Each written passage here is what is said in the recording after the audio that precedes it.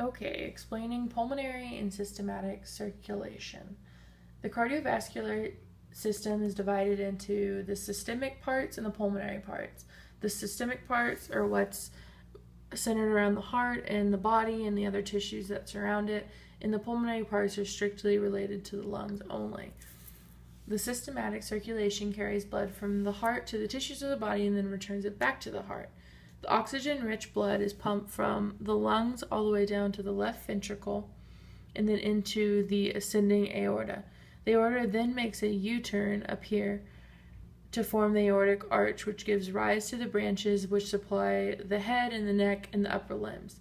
The aorta continues posterior to the heart through the descending aorta, which is on the back of the heart, which travels to the thoracic and abdo-pelvic cavities. It supplies the organs of these cavities in the lower limbs. In the systemic capillaries, oxygen is exchanged for carbon dioxide, thus resulting in oxygen-poor blood.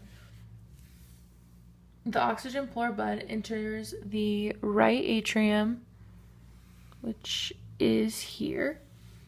The right atrium coming up through here and over to here by the superior inferior vena cava. The inferior being here and the superior being here.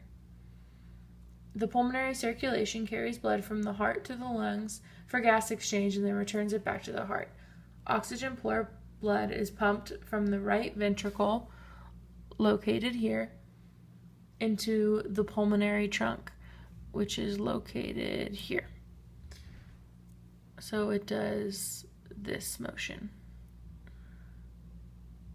Oxygen-poor blood, the large pulmonary trunk then divides into the right and the left pulmonary arteries. These arteries transfer blood to the right and the left lungs. In pulmonary capillaries, carbon dioxide is exchanged for oxygen.